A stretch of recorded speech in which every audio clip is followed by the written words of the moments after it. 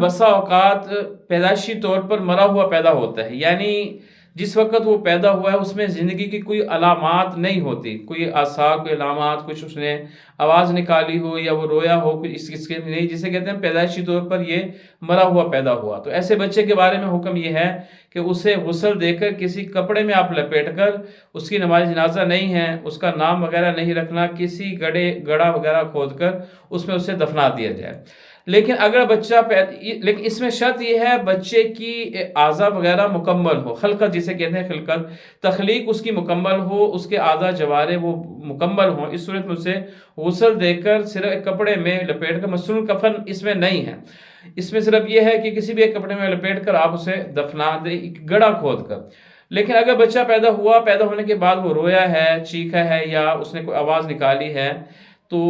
اس کے بعد اس کا انتقال ہوا، ڈیتھ ہو گئی ہے کسی بھی وجہ سے، چاہے چند سیکنڈ کے بعد ہوئی ہو، ایک دن ہے، 2 دن ہے، یا کچھ دن بعد یا کچھ لمحات بعد اس کی ڈیتھ ہو گئی ہے، بچہ پیدا وہ زندہ ہوا، تو اس کے بارے میں حکم یہ ہے کہ آپ اسے غسل بھی دیں گے بچے کو، اور اسے کفن بھی دیں گے، مصنوع کفن، اور اس کا نام بھی رکھیں گے، اور اس کی نماز جنازہ بھی ہوگی۔ پہلی صورت جو میں نے بیان کی اس میں نماز جنازہ نہیں ہے، اور اس کے لیے قبر کا بھی انتظام کیا جائے گا، قبر کھود کر اس کی تدفین کی جائے گی، یعنی بڑوں والے احکامات ہوں گے اس بچے پر کہ جس نے پیدا ہونے کے بعد آواز نکالی ہے، یعنی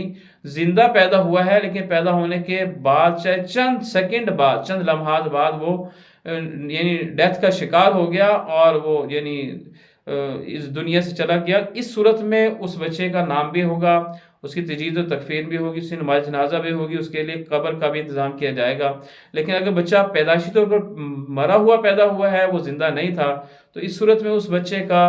صرف یہ ہے کہ آپ اسے غسل دیں گے، نہلا دھلا کر، ایک خالی کپڑے میں لپیٹ کر، مسنون اس میں شرط نہیں ہے، یعنی عام کپڑے میں آپ لپیٹ کر کسی گڑھا کھود کر یعنی اس میں اسے دفنا دیں۔ لیکن اگر بچے نے آواز نکالی، زندہ پیدا ہوا، فوراً یعنی بچپن ہی کے زمانے میں فوت ہو گیا ہے، تو اس کا نام بھی آپ رکھیں گے، اور اس کے تجہیز و تکفین کا بھی انتظام ایسے ہی کیا جائے گا جیسے بڑوں کا کیا جاتا ہے۔